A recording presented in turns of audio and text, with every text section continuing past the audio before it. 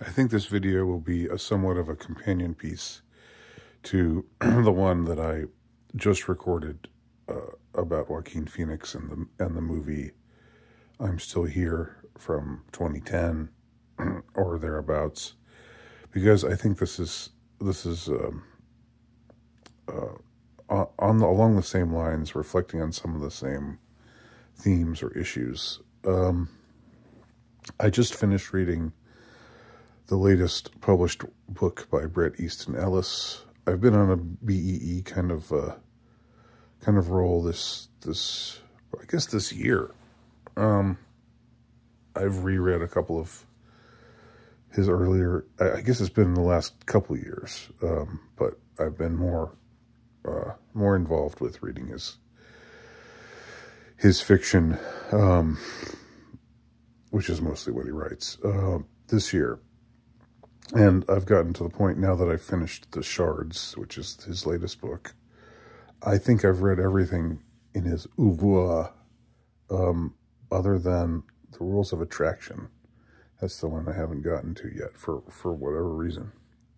But I've read everything else. And,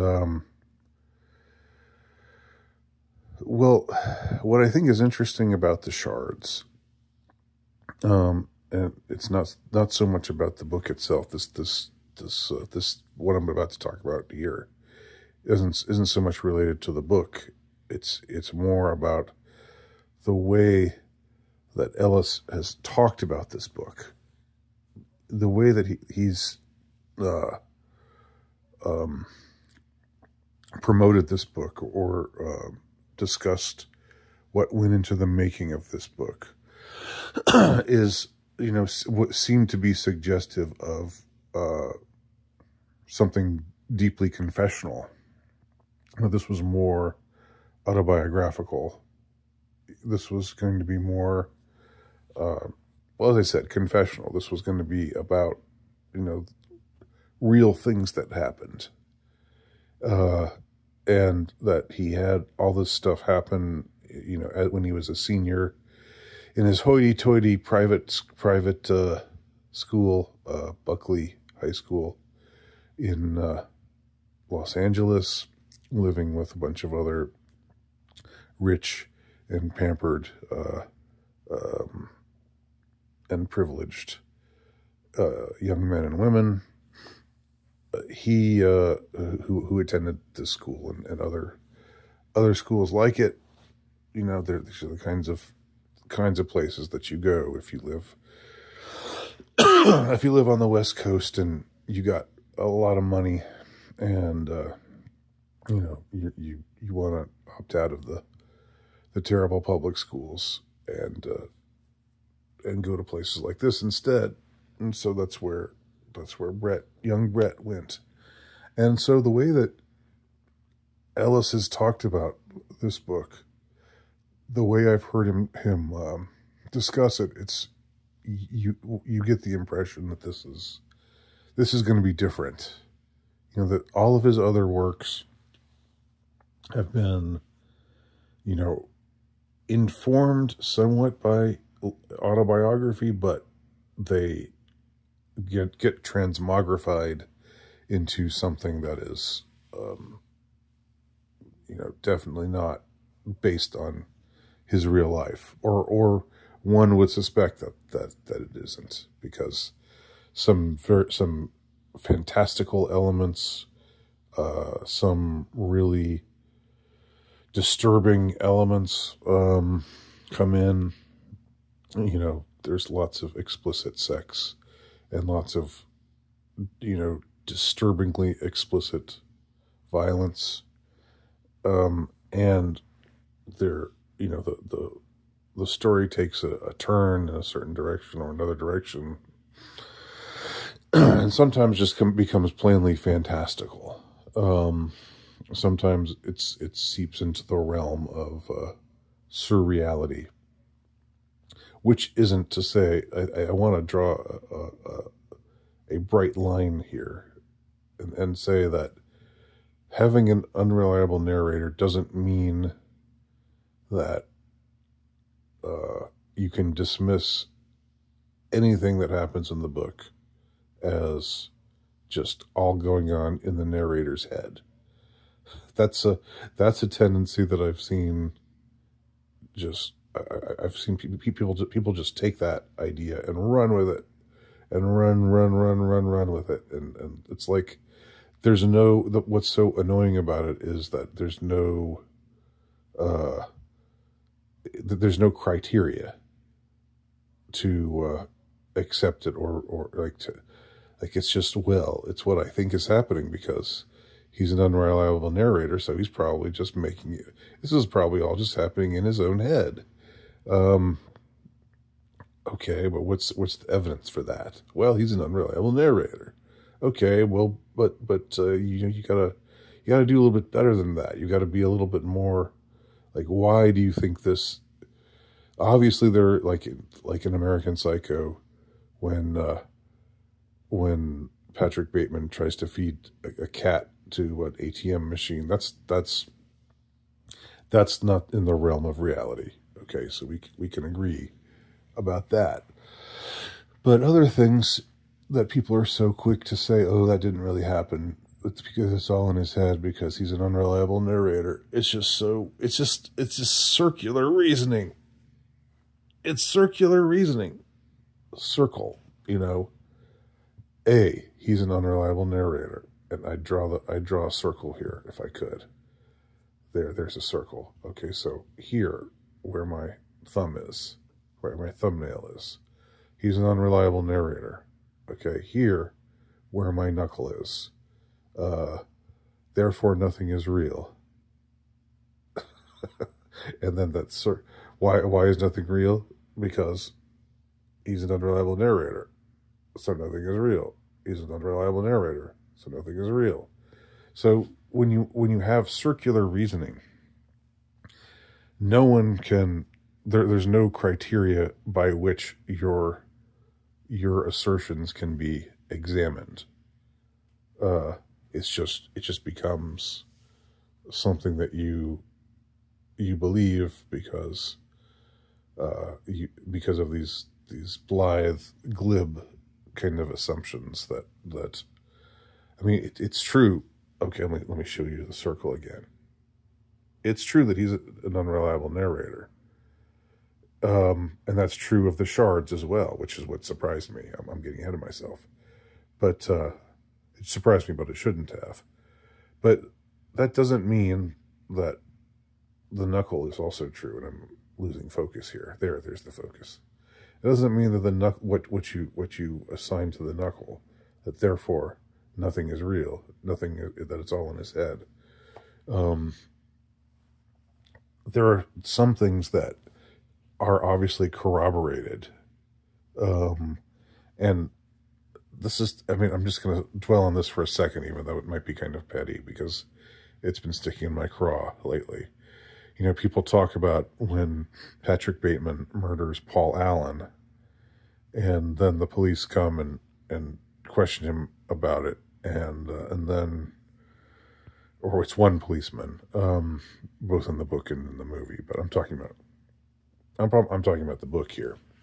And then later the police says, well, you don't worry about it. Paul Allen was discovered alive and well in Munich, Germany, or something like that. And people say, oh, well, that must mean he didn't really kill Paul Allen. No, it doesn't mean that. It doesn't mean that at all, because there are other factors involved. Okay.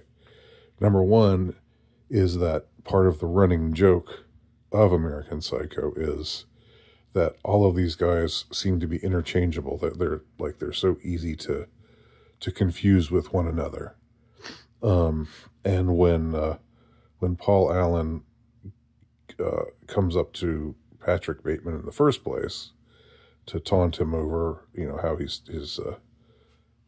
not really doing so well with the whatever account, I can't remember what it was. And how he has a reservation at Dorsia that Patrick's never been able to get. But when he says this stuff to him, he doesn't call him Patrick. He calls him Marcus Halberstram, So Paul Allen is confusing Patrick Bateman with Marcus Halberstram. And in similar ways, other guys get confused with other guys.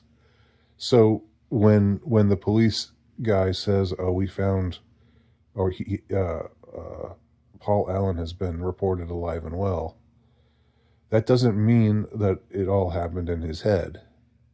What it means, more probably, is that somebody saw another guy in their group, and he looked like Paul Allen, so he reported him to be Paul Allen. In other words, nobody's missing Paul Allen because nobody really can distinguish Paul Allen from these other guys. Just like Paul Allen couldn't distinguish Patrick Bateman from Marcus Halberstram. And the scene where Patrick goes to Paul Allen's apartment after he kills him and finds that there's no body anywhere, and that there's a realtor, like a high-end female realtor there, who's just trying to sell this apartment. And he walks in with an N24 mask over his face, N94 mask over his face, because he thinks the corpse is gonna be there, and but it's not. It's been taken out, and there's no sign of it. Then the realtor sees him, and he asks her something like, wasn't there a Paul Allen who lived here? And she recognizes him as being the person who must have been responsible for killing Paul Allen. And she says, "You need to get out of here right now." Because the subtext is she wants to sell this apartment without, having to deal with the problem of having a man having died in it. So what again, going back to the circular reasoning is, Patrick Bateman is an unreliable narrator. The Knuckles says, therefore, nothing is real. Well, the reason why this scene reinforces that Patrick did indeed murder Paul Allen in this room, because the realtor knows what happened, and she knows that the fact that Patrick Bateman knows what happened means that he must have been the one who was at least complicit in murdering this man, this murder that she's trying to cover up so that she can sell the apartment at a higher price. And she would have a much harder time selling the apartment to anyone if they found out a brutal murder took place in there. So, and she'd probably have to sell for much less. So that's something that the people just say, "Oh, well, that doesn't mean anything. It's all in his head." No, it's all in his head. He's an unreliable narrator, so it's all in his head. Like, come on,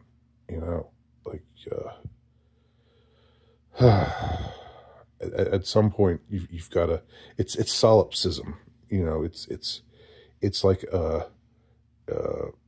where this interpretation that you've chosen, everything that you see just helps to reinforce the interpretation that you've chosen to make, instead of taking other factors, other elements that would challenge that interpretation. You just dismiss those things, and I've gotten online and argued with these people, but it's no use. They're so infatuated with, they think they're so clever. They think they're so clever. Oh, he's an unreliable narrator, so maybe it's all in his head. It's all in his head. And they think, whoa, mind blown. It's all in his head.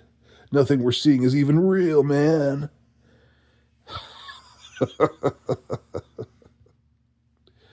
um, so, so that was a bit of a tangent, but it's relevant. So when I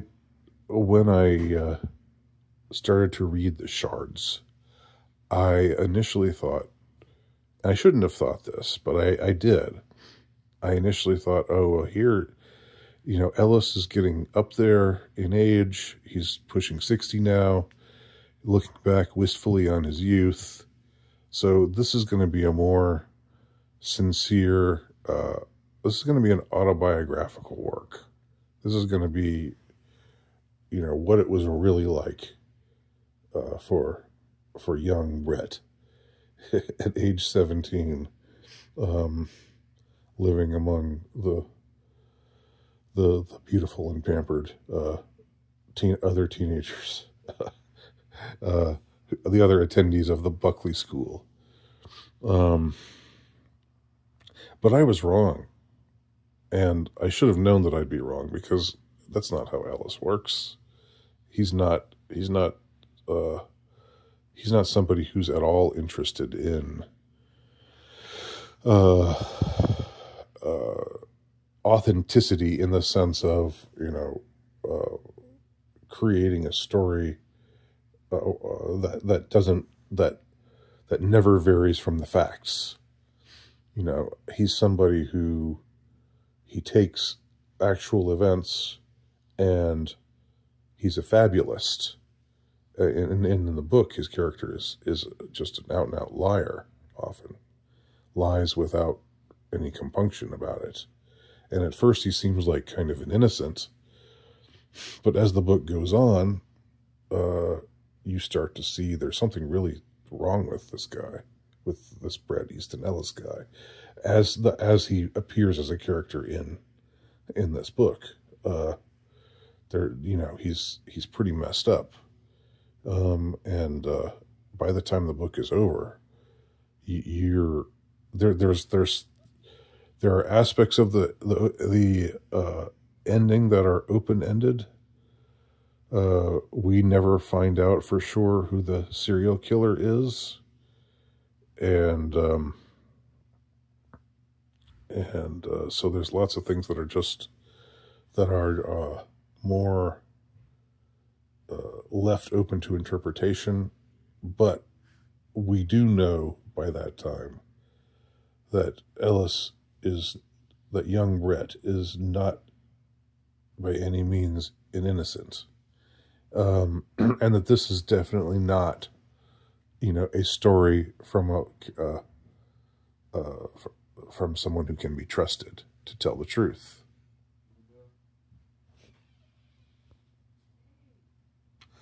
Now, here's where I think things get interesting, for me anyway. I like Ellis's work, and again, I've felt, for whatever reason, I've been drawn to reading more of it of late.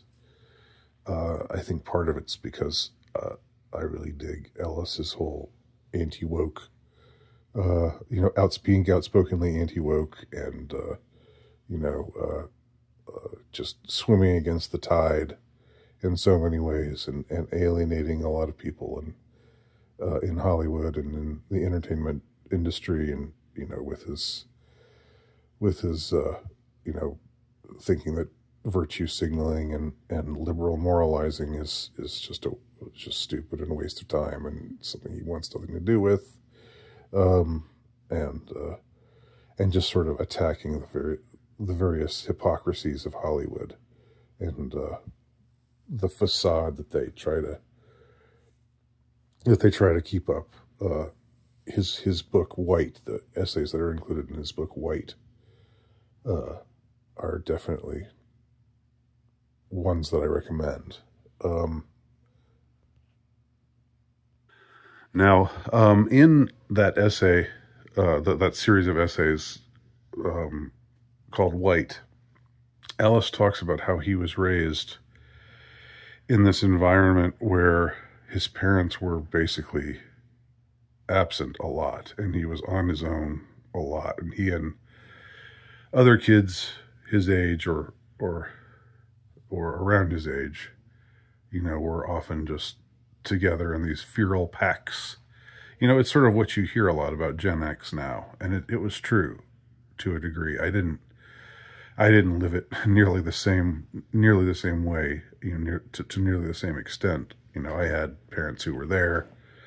I had a loving household. You know, it's not like we never had any problems, but I had you know, parents who cared about me, and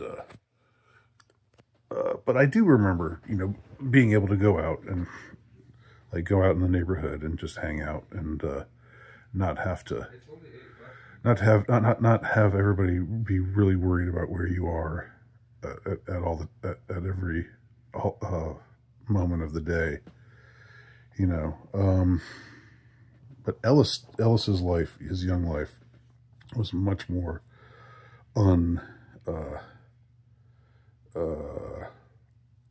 what's the word? Unchaperoned. And he claims in White that it was living in a non-kid-centric world, you know, a non-kid-proofed world, a world that was for adults. Being a kid in a world that was for adults, that he says it was a good thing, that it helped them to grow and to want to be adults, and so it brought maturity quicker.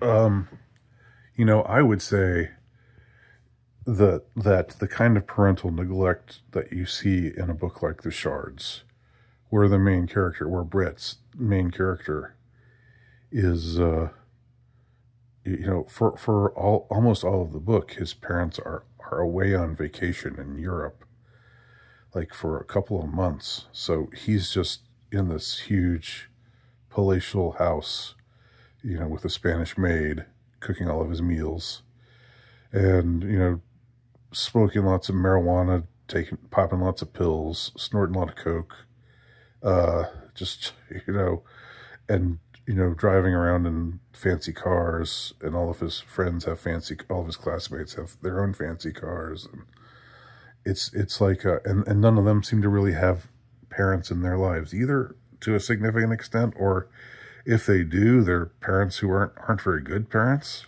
like Bret's girlfriend, Debbie Schaefer. Her mom's just this unhinged drug addict, drunkard, and her dad's this skeevy Hollywood homosexual predator. So, you know, like the times we do see parental units, they're either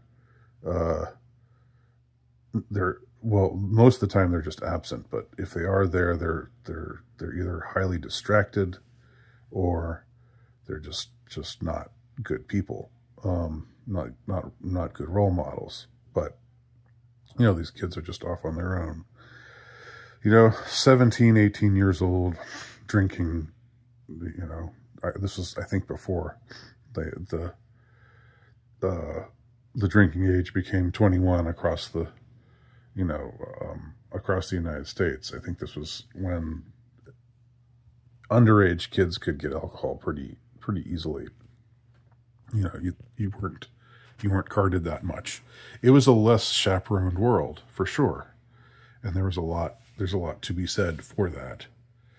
But I would say there needs to be a happy medium between that and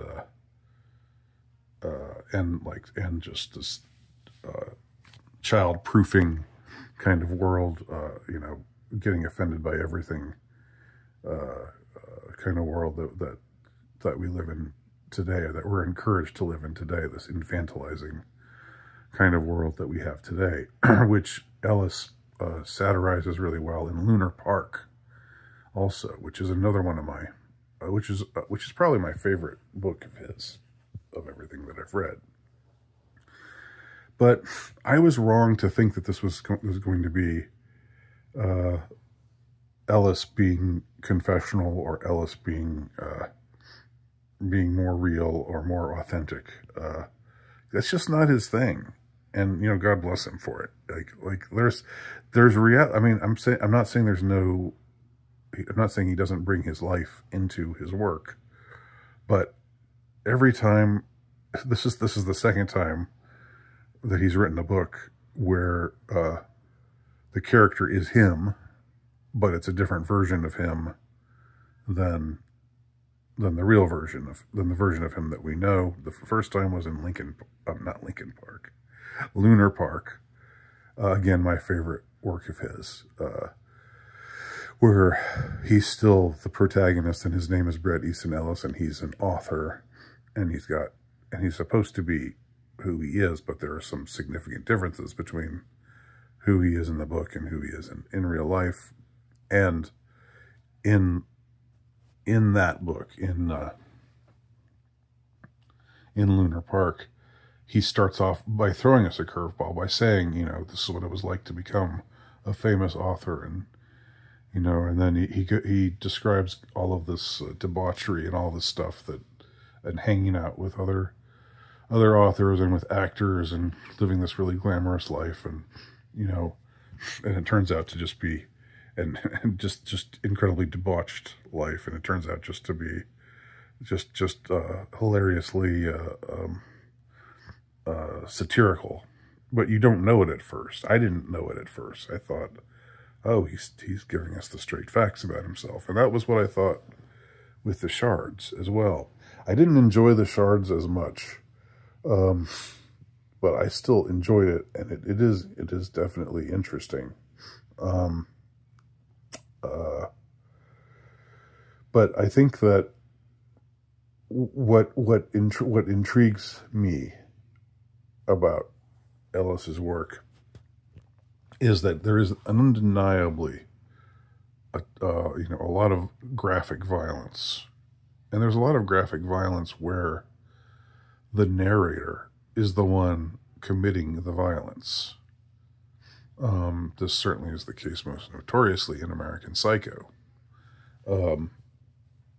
In other books of his, like Less Than Zero, the main character is not so much committing the violence as he is, being active in perpetrating these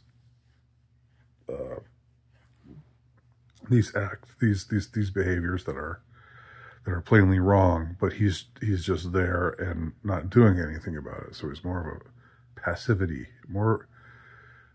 he's complicit in what's going on through passivity, though part of him doesn't approve of it, doesn't want to be complicit, and sees it for how wrong it is.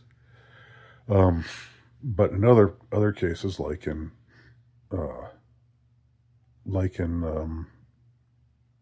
American Psycho and in Glamorama and in the Shards, the main character he becomes somebody that you didn't think he was at first. And I'm, you know, it's like, just like I was saying with Joaquin Phoenix and the I'm Still Here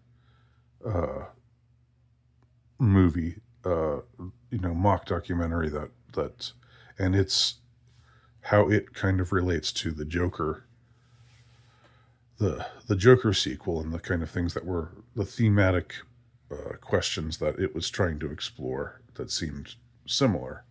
And just like in the Joker, not the sequel, but in the original Joker, you have a confrontation between this character and a talk show host who's giving him a hard time.